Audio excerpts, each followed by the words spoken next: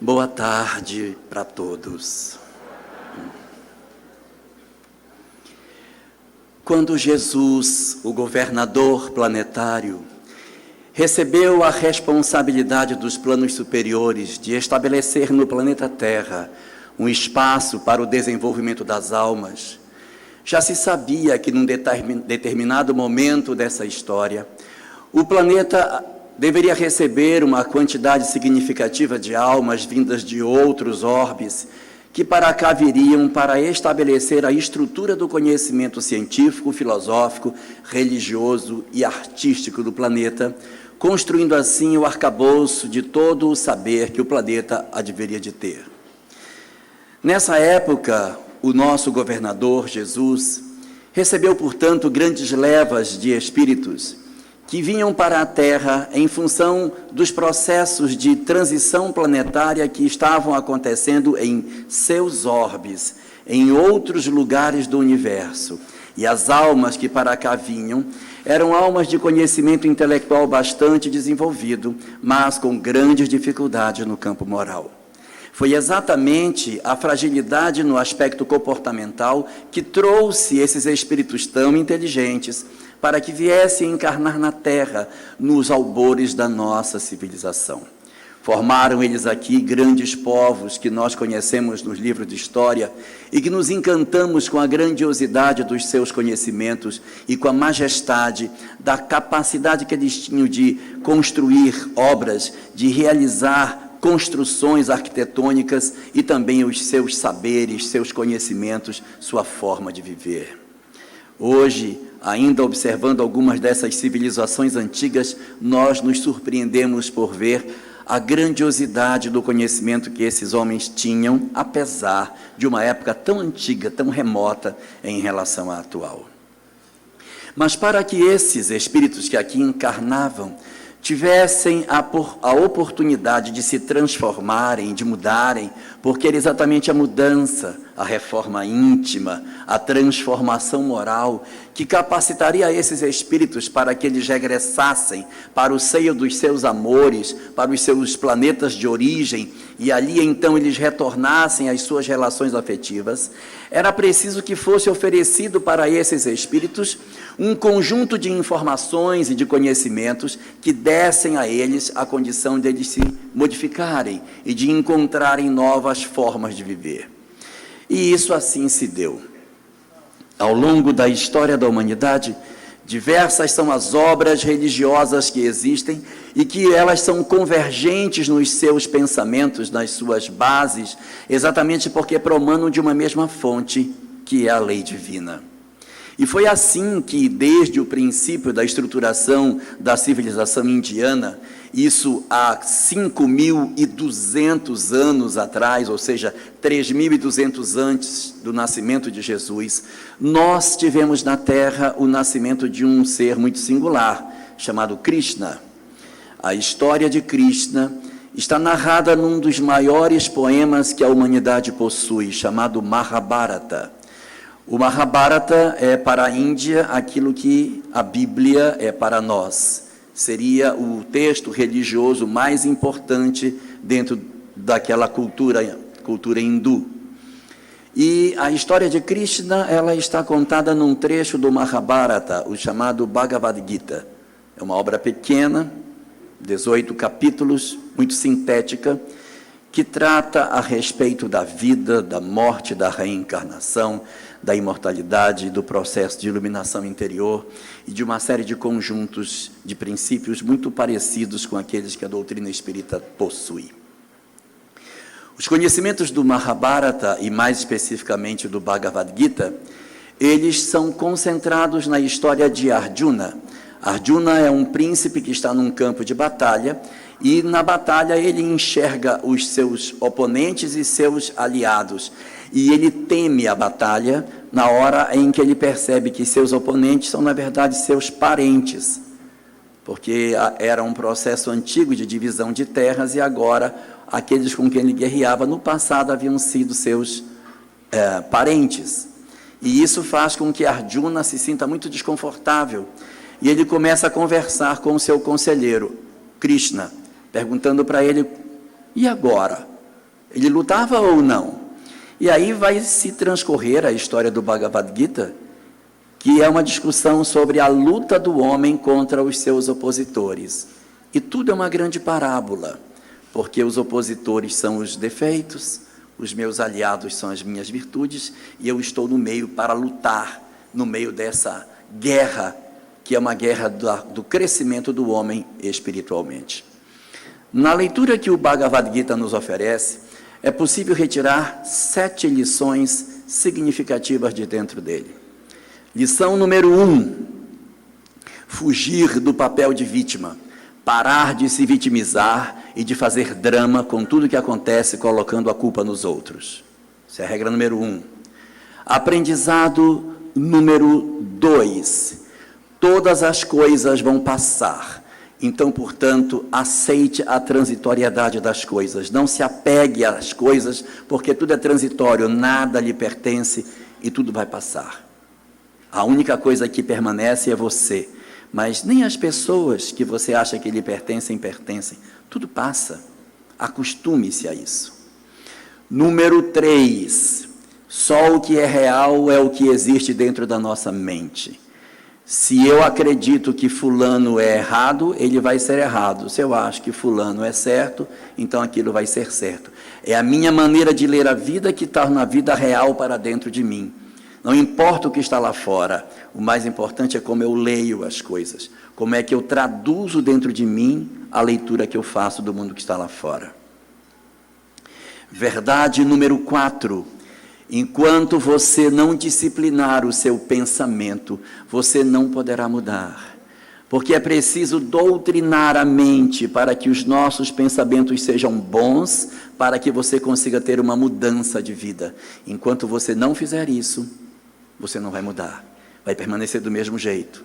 É ilusória a ideia do homem de querer não agir no mal, porque a gente age depois que já pensou. Segundo o Bhagavad Gita, você tem que doutrinar o seu pensamento para que nem sequer você pense, para que não haja. Verdade número 5.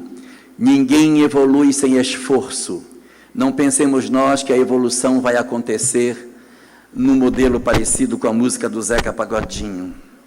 Deixa a vida me levar. Não vai. É preciso esforço, repetição, treino para que você consiga vencer as imperfeições. Verdade número 6. Você é o construtor da sua própria história. Ninguém constrói sua vida, como ninguém pode construir sua felicidade. Só você mesmo é que pode construir a sua própria história, a sua libertação espiritual. E a verdade número 7, muito próxima daquilo que o Espiritismo diz, assevera que a batalha, essa guerra, ela já está ganha, porque todos temos um encontro marcado com a felicidade. Ou seja, pode demorar, mas todos nós venceremos a batalha e nos tornaremos espíritos felizes. Essa era a verdade do Bhagavad Gita, que às vezes algumas pessoas não têm contato, não conhecem, mas devem conhecer o canto 12 do Bhagavad Gita, que é quando Krishna se autodescreve. No canto 12, Arjuna, que é o aprendiz, vira-se para Krishna e pergunta: mas e tu? Quem tu és? E a resposta dele, eu acredito que todos conhecem. O Krishna responde: eu sou a luz das estrelas, eu sou a cor do luar, a letra A tem o meu nome, eu sou a mãe, o pai e o avô, o filho que ainda não veio, o início, o fim. Chegou aqui já leram, né? Como chama essa música? Gita, porque é Bhagavad Gita. Esses pensamentos, eles estavam contidos para que as pessoas pudessem fazer a sua mudança já naquela época, para que nós pudéssemos nos transformar e não perdêssemos a oportunidade da mudança. Era preciso ir para dentro e não para fora. Ali mesmo no Oriente, no 6º século antes do nascimento de Jesus, haveria um outro grande missionário que traria uma mensagem extraordinária, Siddhartha Gautama, conhecido como Buda. O Buda dizia que o caminho para a felicidade estava na capacidade que a gente tivesse de parar de desejar. Porque o desejo, vindo no pensamento, impedia que nós alcançássemos a felicidade. Era preciso não desejar, era preciso disciplinar o pensar, para que nós então nos despojássemos de Maya, que é tudo de ruim que há em nós, e assim nós alcançássemos a iluminação. O Buda traria uma mensagem extremamente revolucionária que mudaria os conceitos do Nepal e depois se espalharia por todo o Oriente. Hoje, o budismo está disseminado em boa parte do Oriente, exatamente com os conceitos que dizem que o mais importante é a nossa mudança interior, é a busca do eu profundo, do nosso autoconhecimento, do mergulho no interior do meu eu, para que eu me conheça, para que eu saiba quem eu sou, conheça quais são as minhas tendências, analise a minha forma de viver e de pensar, e a partir disso, iniciar um processo de transformação. A mensagem havia chegado também naquela região do Nepal. Mas para o Ocidente, um pouquinho, na região ali da Palestina, nós encontramos alguns conhecimentos muito interessantes, que são os conhecimentos da Cabala. A Cabala judaica, que é muito antiga, ela possui uma série de conceitos extremamente interessantes, e entre eles um que é um veio central da discussão da Cabala, Eitz Haim, a árvore da vida, que estabelece um caminho de autoconhecimento através de 10 instâncias, chamadas Sefirot, em que você vai subindo por essa escada sinuosa até alcançar o ponto mais alto dessa caminhada, passando por 10 etapas diferentes de autoconhecimento, de mudança, de transformação íntima. Cabala está baseada na ideia da imortalidade, da reencarnação, da existência de um Deus único, da existência da comunicabilidade dos espíritos com os homens. E essa estrutura, muito semelhante ao pensamento que a doutrina espírita esposa, traria esses conceitos espirituais naquela época para esses homens. Nas 10 Sefirot que nós temos para percorrer até alcançar a última, que é Keter, passando por Malhut, Yesod, Netzah, Hod, Tiferet, Gevurah, Hesed, Binah, Hormah, Keter, são as 10 etapas. A primeira delas chama-se Malhut, que significa reino em hebraico. Você, para poder entrar no caminho de autoaperfeiçoamento, precisaria entrar em Malhut.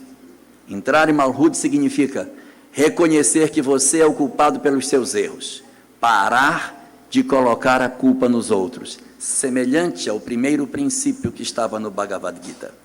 Para a Cabala, as pessoas se dividem entre escravos e senhores. Escravos são os que não dominam sua própria história e põem sempre a culpa nos outros. E senhores são os que dizem, eu sou responsável pelo que me aconteceu. A responsabilidade é minha e sou eu que sou o responsável pelo que me acontece. Quando eu alcanço esse nível de consciência, eu começo a entrar na árvore da vida que a Cabala possui. Eu piso no primeiro ponto para o meu fenômeno de amadurecimento, quando eu revejo os meus pensamentos, quando eu refaço os meus conceitos de vida, aí eu estou preparado. Então, o primeiro ponto para entrar Malhut, ou seja, o reino, é acontecido exatamente quando você descobre, eu estou errado, eu erro, eu faço coisa errada, eu sou o culpado, não são os outros. Eu paro de culpar as pessoas e reconheço a minha responsabilidade direta diante da minha vida. Esse é o pensamento que a Cabala apresentava, mas esse mesmo ideal, ele se apresenta em outras obras também. Existia uma obra no Antigo Egito que foi escrita, primeiro ela era tradição oral e depois ela foi compilada e se tornou um livreto de orações. Nós conhecemos esse livro com o nome de O Livro dos Mortos, mas esse não era o nome dessa obra àquela época. Essa obra àquela época era chamada de O Caminho para a Luz, ou a saída para a luz, porque eles entendiam que a alma, quando desencarnava, ela precisava encontrar a luz para seguir, e nesse livreto estavam as orientações para encontrar o caminho para a luz. E por que se chamava o livro dos mortos, se é tão diferente? É porque esse livreto ele era colocado do lado da múmia, bem pertinho da cabeça, para que a múmia, quando despertasse, pegasse o livrinho para dar uma lida, para se orientar. Então o livro era colocado aqui. Todas as vezes que os ladrões, saqueadores, abriam os sarcófagos atrás de tesouros, havia sempre um livro do lado do morto, que passou a ser chamado de o livro do morto, e depois o livro dos mortos, mas o nome, Saída para a Luz. No Saída para a Luz, ou seja, o livro dos mortos, há uma coletânea de preces e de orientações de como você deve proceder para que você alcance a iluminação. E nessas várias orações que existem, há pedidos aos deuses egípcios em favor da alma que estava sendo levada para o mundo dos espíritos. E entre essas várias orações que existiam, há algumas que dizem mais ou menos assim: ó senhores deuses do Egito, cuidai da alma deste faraó que foi bom com as viúvas, cuidou dos órfãos. Eles já sabiam naquela época isso, tá? Foi bom com as viúvas, cuidou dos órfãos, não favoreceu os poderosos, mas cuidou dos pobres, foi misericordioso, foi honesto, não mentiu. E aí tinha todo um conjunto de virtudes que você deveria procurar.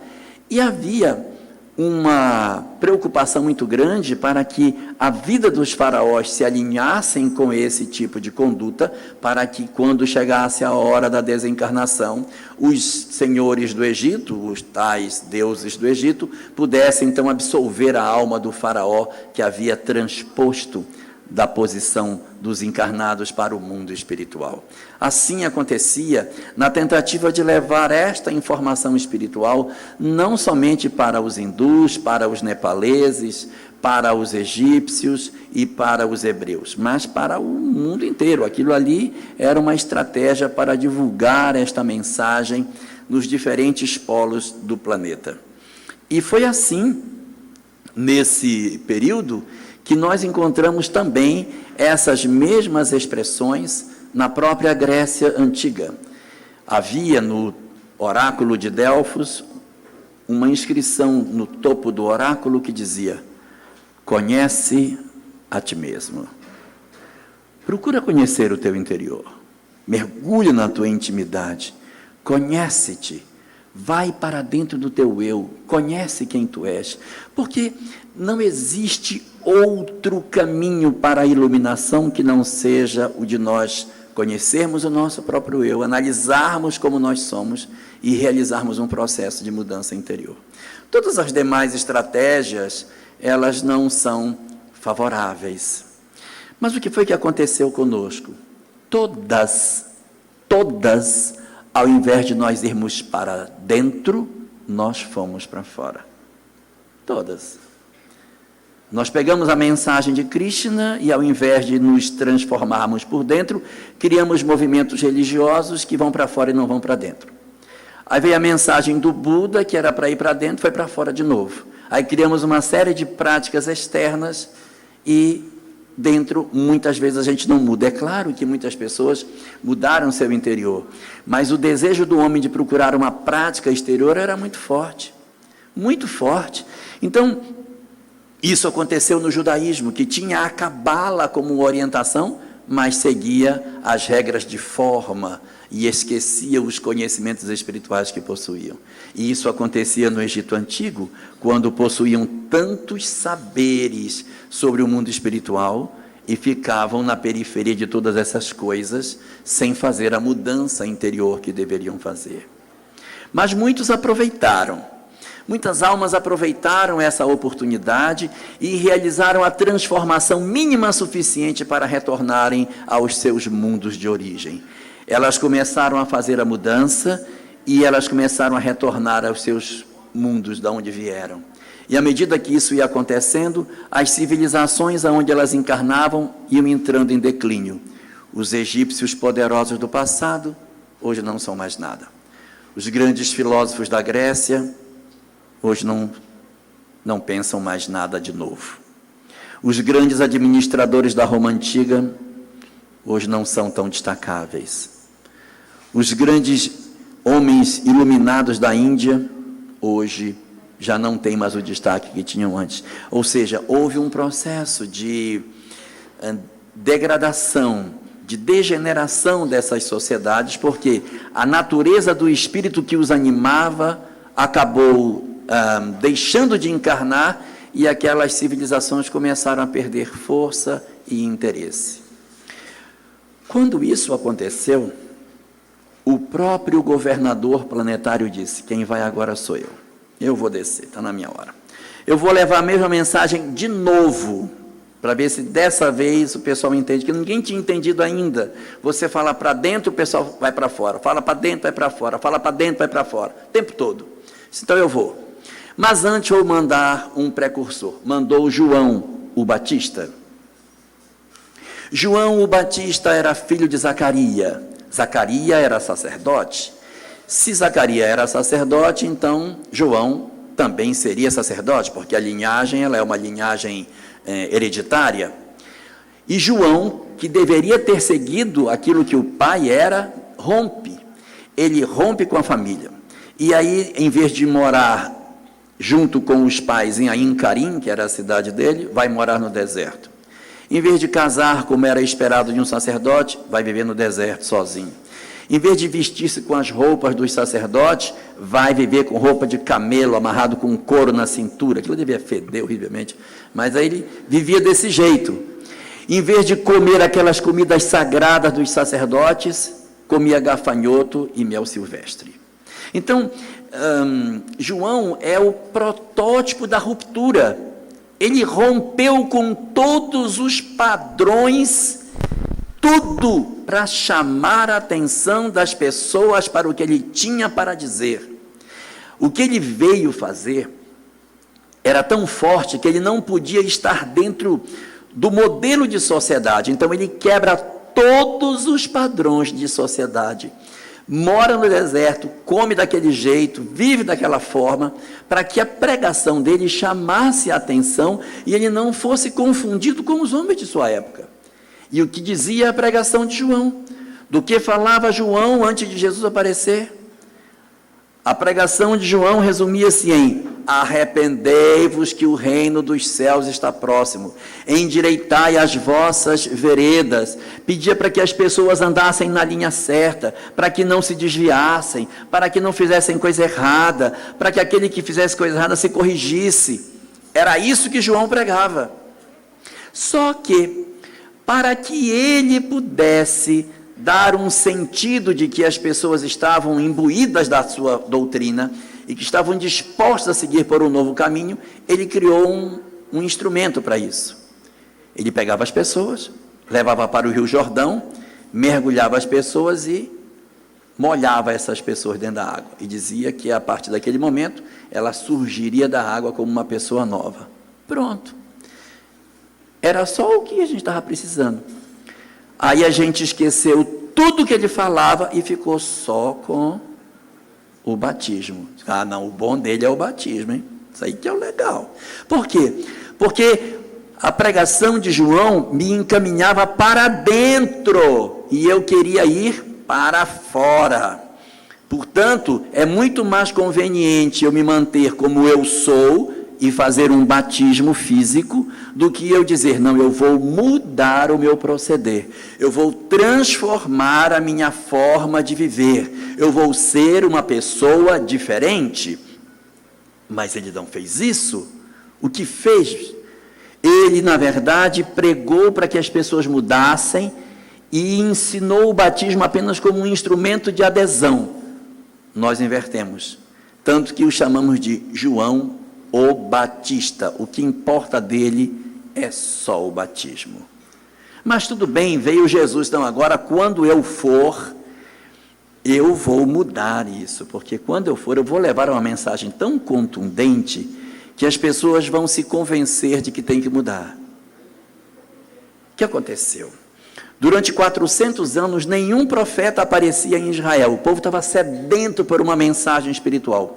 O último profeta em Israel tinha sido Malaquias, 400 anos antes do nascimento de Jesus. O povo ávido por uma mensagem nova. Aí aparece Jesus. Aí, pessoal, vamos ver o que ele vai falar. Jesus sobe a uma montanha e vai fazer uma pregação. Seria a primeira pregação religiosa em Israel depois de 4 séculos. Todo mundo esperando o que ele ia dizer, e Jesus abre o seu discurso. A sua primeira frase pública é: bem-aventurados os pobres de espírito, porque deles é o reino dos céus. Ninguém esperava isso. Todo mundo esperava uma outra coisa, uma mensagem mais maravilhosa, mas ele foi falar exatamente isso, e o povo disse: mas meu Deus, o que é isso? O que ele está dizendo? Ninguém conseguiu alcançar o que ele estava querendo dizer naquela época. O que ele estava dizendo é que bem-aventurados são os pobres de espírito. Eu disse: mas como, gente? Pobre de espírito é uma pessoa que, coitada, é um pobre de espírito, né? Como que essa pessoa vai ter o reino dos céus? Quem tem que ter o reino dos céus são as pessoas que têm uma vida plena, uma vida cheia. Não. Jesus veio exatamente quebrar esse pensamento para dizer: os pobres de espírito é que são os que têm acesso ao reino de Deus. Porque ser pobre de espírito é quando você se reconhece pobre de espírito. É quando você diz assim: eu estou errado. Eu não deveria ter feito o que eu fiz. Eu erro. Eu fiz besteira. Eu preciso pedir desculpa. Esse que sabe que está errado, esse tem chance de mudar. Mas o outro que diz: não, eu sou certo, minha família está toda errada. Igual aquela mãe que pega a foto do filho marchando no 7 de setembro e diz para o marido assim: olha, meu bem, aqui essa foto do 7 de setembro, o nosso filho é o único de passo certo em todo o pelotão, né? Porque todo mundo está errado, só eu que estou certo. Se eu sou o único certo e todo mundo está errado, desconfie que você pode ser o errado e está todo mundo certo. Quanto mais gente estiver certa ao seu redor, mais chance tem de você ser o errado, tá? Mas isso é o pobre de espírito, e a pessoa diz assim: gente, eu errei. Enquanto você achar que você é a bala que matou Kennedy, que você é a última bolacha do pacotinho, você não vai mudar. Porque como que você vai mudar se você está certo, gente? Você chega em casa: meu marido é um idiota, meu coitado, ele está enganado. E não vai mudar. Não vai mudar porque está certo. Para eu mudar, eu preciso de uma condição: ter a compreensão de que eu estou errado. Então eu tenho que ser pobre de espírito. Se eu for pobre de espírito, é quando eu digo: não, eu preciso me consertar, eu estou com defeito, preciso arrumar o meu defeito. Se nós não fizermos isso, não vai. E Jesus teve uma preocupação enorme de destacar para nós a importância de nós trabalharmos o nosso eu interior. Tem um capítulo do Evangelho de Mateus, é o capítulo 13. Nesse capítulo, Jesus conta 7 parábolas, uma atrás da outra. E ele conta uma parábola assim: e propôs-lhe outra parábola, e vem outra. Propôs-lhes outra parábola, e vem uma atrás da outra, 7. São chamadas as 7 parábolas do reino. Nessas 7 parábolas, ele está falando sobre o reino de Deus. E ele começa sempre assim: o reino dos céus é semelhante a... e toma a parábola. Aí vem a outra: o reino dos céus é semelhante a... tome parábola. Uma atrás da outra, 7. Aí vem a parábola do semeador, a parábola do joio e do trigo, depois vem a parábola a parábola do tesouro escondido, a parábola da pérola de grande valor, a parábola do fermento, vem a parábola das redes, que ele tira as redes do mar. Então são 7 parábolas ao todo que ele vai citar aí. E há uma curiosidade, é que todas essas parábolas, elas convergem para o mesmo ponto. A parábola do semeador, botaram a semente na terra. A parábola do joio e do trigo, botaram a semente na terra. A parábola do fermento, botaram o fermento na massa. A parábola do tesouro escondido, o tesouro estava dentro do campo. A parábola da pérola de grande valor estava dentro da ostra. A parábola da rede, os peixes estavam dentro do mar. Em todas as parábolas, ele quer falar que o que ele está tratando está dentro de alguma coisa. Em outras palavras, o reino dos céus está dentro. Mas ninguém entendeu. Mesmo ele dizendo que estava dentro, as pessoas foram para fora. A gente não consegue entender, mesmo o governador planetário vindo, nós não conseguimos entender que a mensagem é para dentro e não é para fora, que o objetivo é a mudança interior. Nós não conseguimos entender isso. Nós somos tão complicados, mas tão complicados, que nós pegamos a mensagem de Jesus e dissemos, olha, essa mensagem é muito boa. Então, como ela é muito boa, nós vamos adorar o mensageiro. E nós passamos a adorar o mensageiro ao invés de viver a mensagem. Se perguntasse, o que diz a mensagem? A mensagem eu não sei, só sei que o mensageiro tem que ser adorado. Do que ele falava? Não faço a menor ideia, mas tem que adorar o mensageiro. E se você não adorar o mensageiro, eu mato você. Nós passamos a matar pessoas em nome do Cristo. É uma coisa completamente louca, porque em nome do amor eu te mato, né? Quer dizer, é totalmente insano, mas nós não conseguimos entender. Ao invés de vivermos a mensagem dele, nós colocamos esse mensageiro Jesus no altar, divinizamos a sua imagem, mas esquecemos de viver o que ele falava. O mais importante era não cultuá-lo, mas viver o que ele estava dizendo. Falar sobre o amor, perdão, era tratar as questões daquilo que ele apresentava como verdade, ao invés de nós nos abraçarmos com tantas loucuras que o mundo nos apresenta.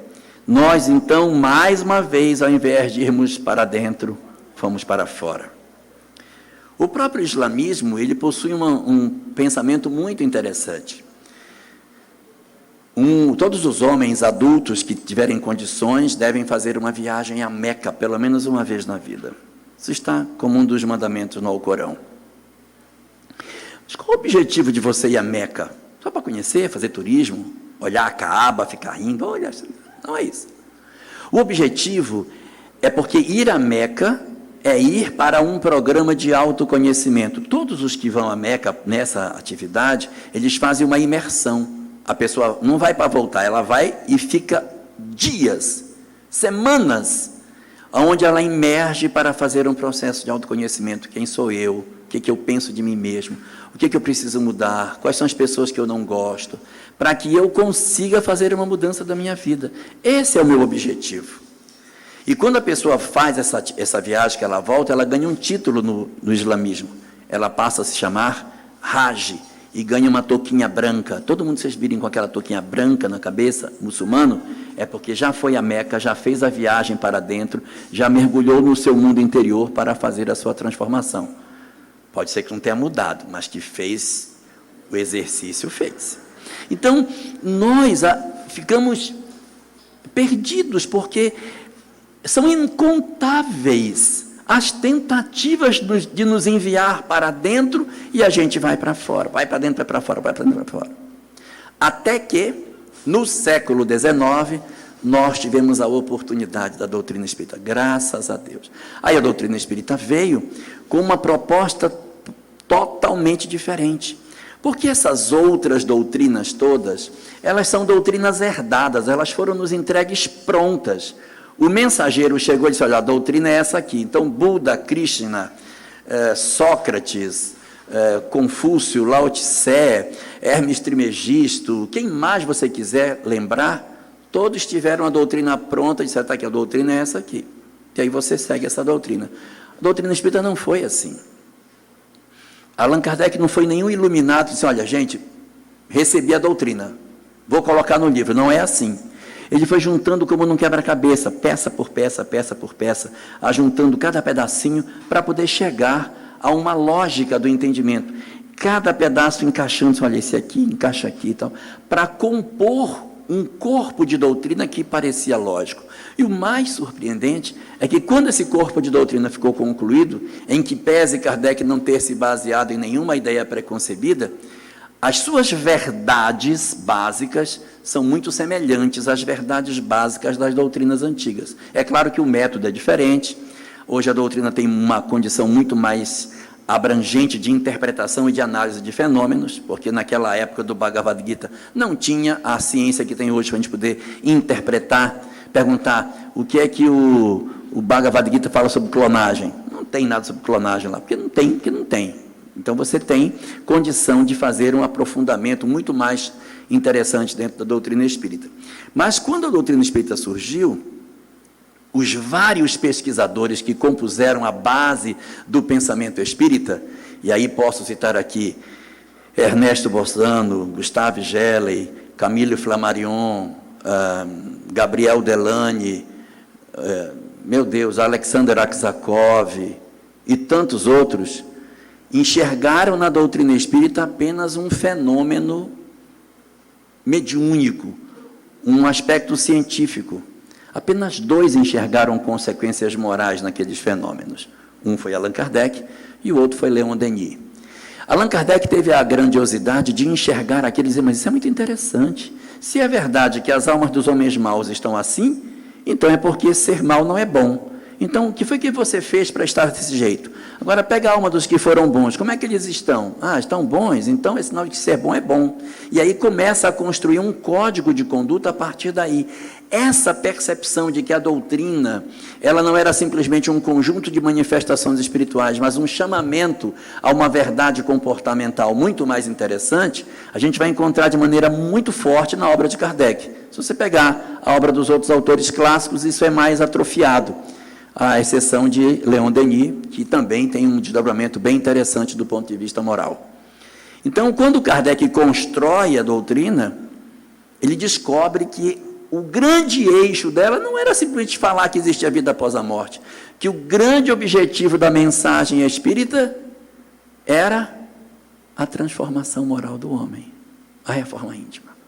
Então, a transformação moral é o cerne de tudo aquilo que o Espiritismo traz. Nós, às vezes, nos iludimos achando que o Espiritismo existe para nos ensinar que existe reencarnação, lei de causa e efeito, imortalidade da alma, pluralidade dos mundos. Não. Isso são ferramentas para nos convencer a mudar. Esses princípios doutrinários existem para que a gente se convença que temos que ser diferentes. É para que eu me convença disso. Vou dar um exemplo. A pessoa lê o Evangelho e está lá escrito: amai os vossos inimigos. Isso eu não vou amar isso aqui não. Essa parte aqui eu vou pular, porque isso aqui é muito difícil. Ou então, amai o próximo. Isso aqui eu vou dar para eu fazer. Eu vou amar o próximo, dá, que eu vou amar só o próximo. Esse aqui eu não sou. O próximo, esse aqui eu não quero ainda, só o que vier depois.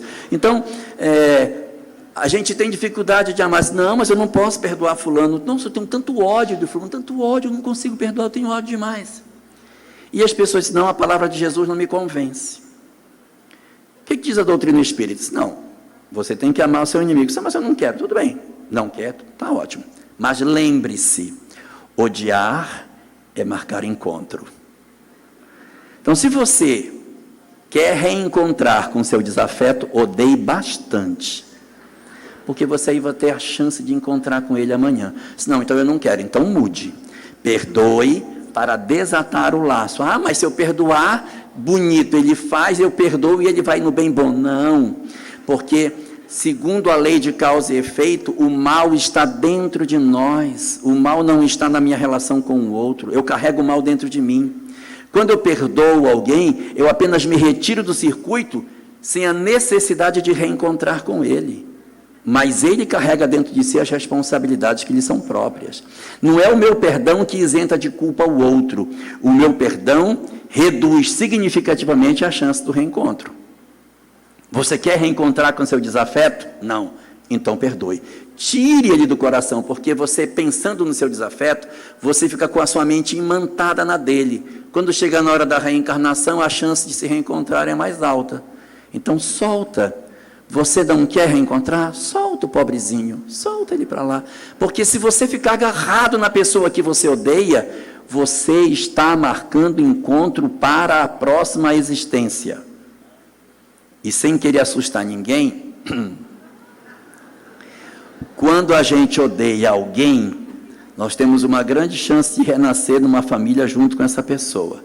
E quando a gente odeia um grupo social, a gente renasce dentro desse grupo social que a gente odeia.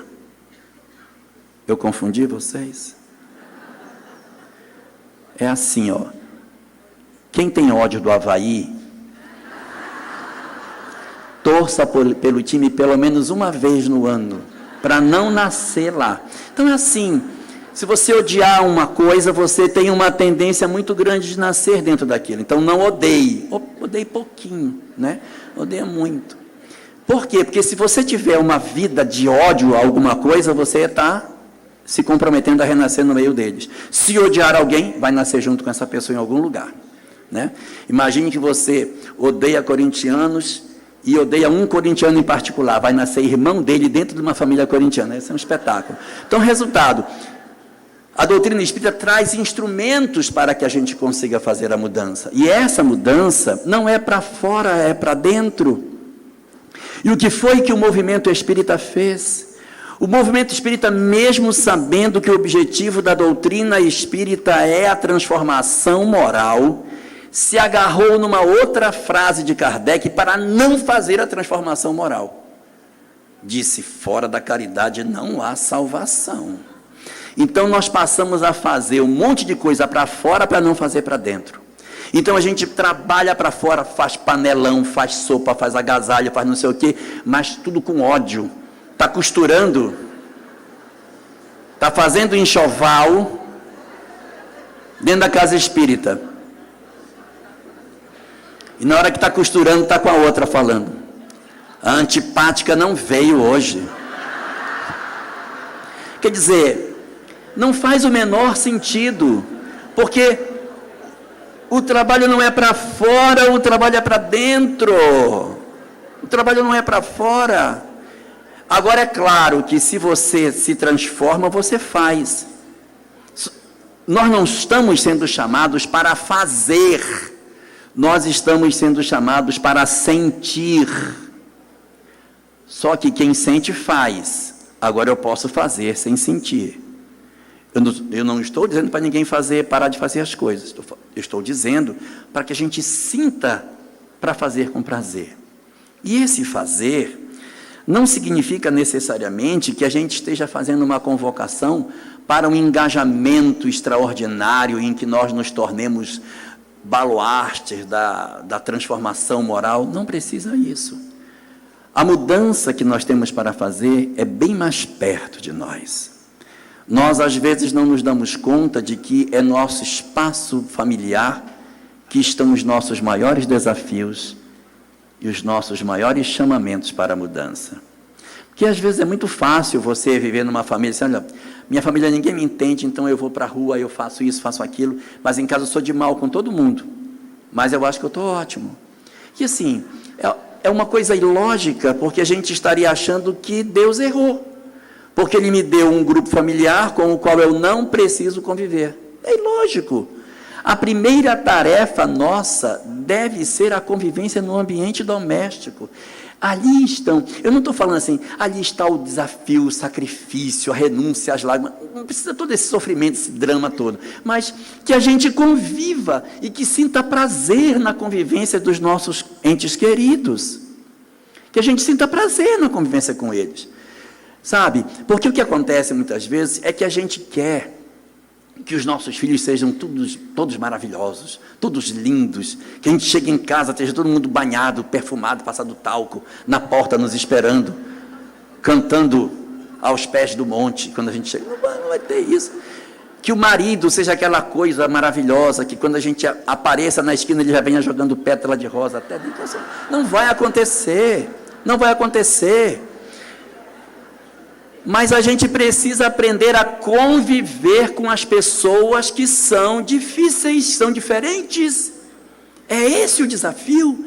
É eu conseguir fazer uma releitura das coisas. É eu conseguir fazer essa releitura. Veja, não é da gente dizer assim, e agora eu tenho que fazer isso, porque, meu Deus, é um sofrimento, uma dor no meu coração. Não é isso. Mas é nós entendermos o que a doutrina espírita fala, para que a gente mude. O objetivo é mudar. A gente vem desde lá do Krishna, lutando, se esbagaçando tudo, e não muda, não muda. Não tem mais, não existe mais o que dizer. Não existe. Vocês assim, então eu quero que os espíritos venham e digam, já disseram. Não tem mais, nós não podemos esperar por nenhuma outra informação que seja mais clara do que essa. É para ir para dentro, não é para ir para fora.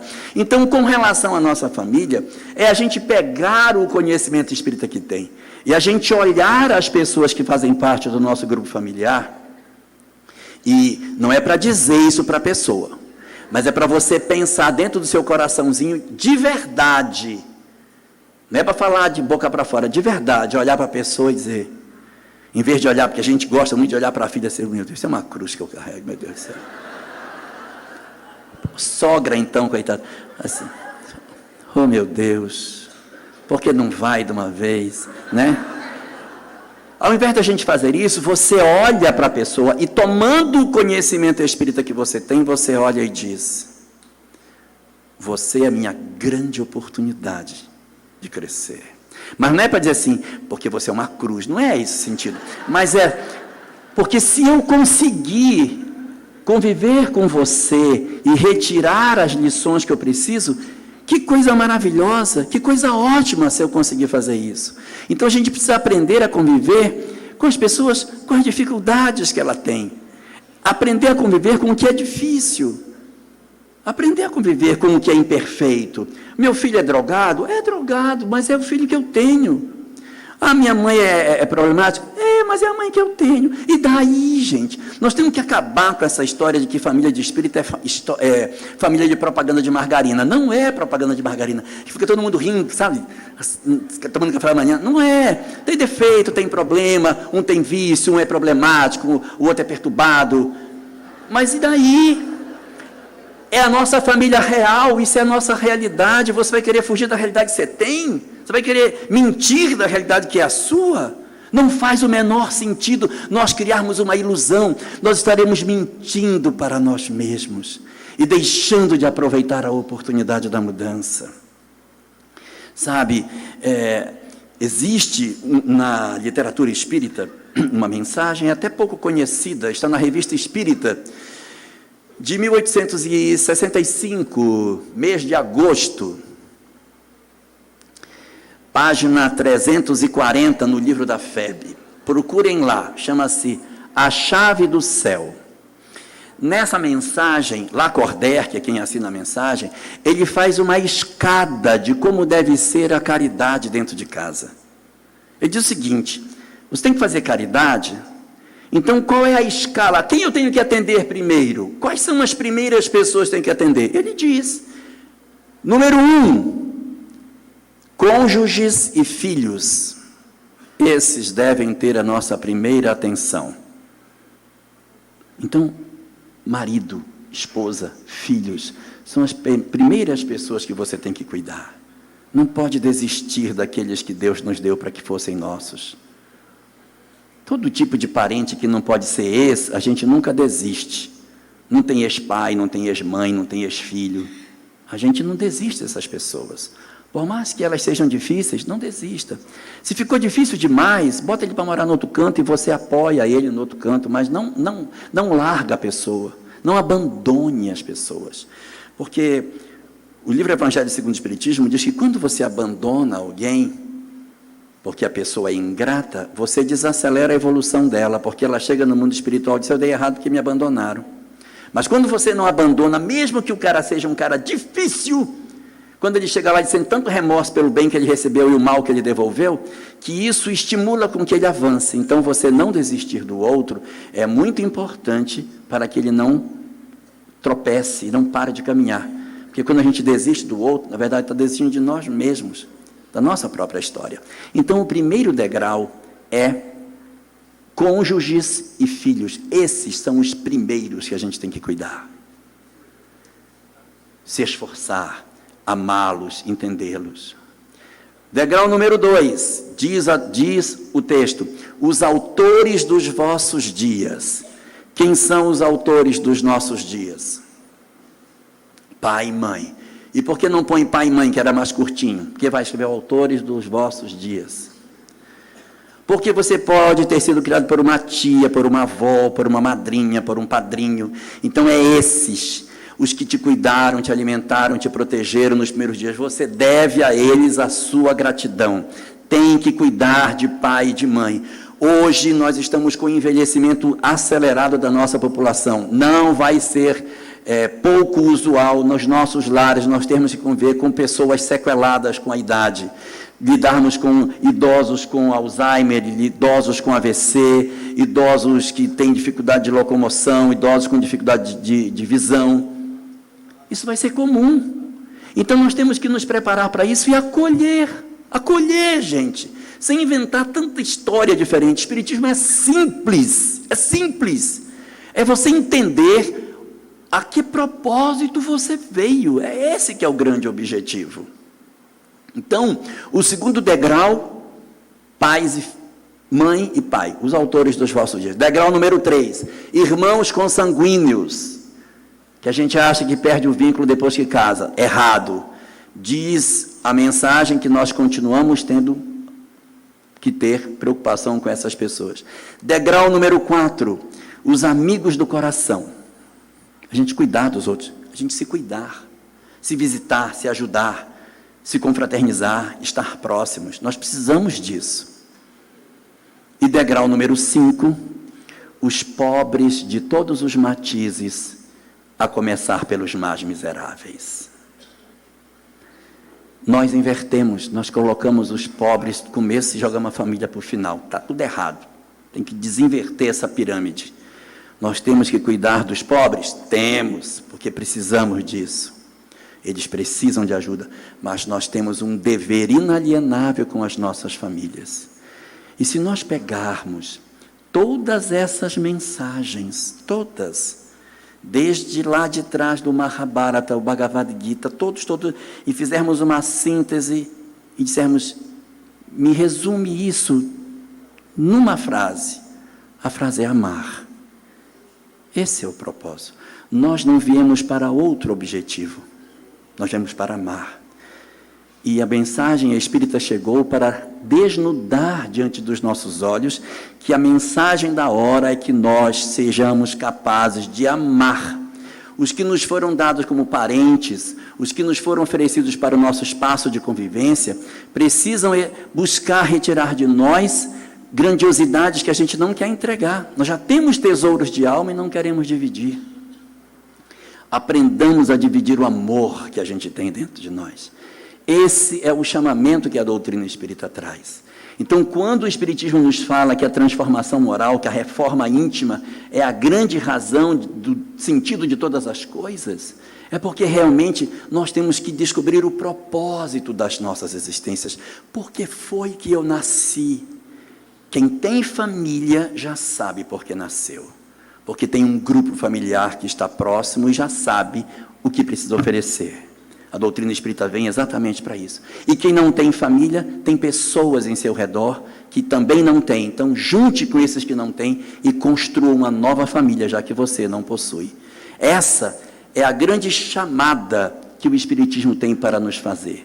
Que a gente, portanto, não procure fazer tantas coisas do lado de fora de nós, mas que a gente faça do lado de dentro. Que a gente mergulhe no nosso eu, analise os nossos pensamentos, mudemos a nossa maneira de enxergar as pessoas, de enxergar a vida. Olhemos os nossos familiares e as pessoas que possam ser difíceis como a grande oportunidade que eu tenho para conseguir me levantar. Não é de hoje que o governador planetário vem nos chamando pelas diversas doutrinas, épocas, eras, religiões, livros religiosos, para que a gente desperte, acorde para isso, faça a nossa transformação moral, mude os nossos pensamentos para que a gente tenha acesso à felicidade que já é nossa desde o princípio, só falta a gente querer receber. Que a gente pense dessa forma e aproveite a oportunidade que Deus nos está dando com a mensagem que a doutrina espírita nos traz. Muito obrigado, gente.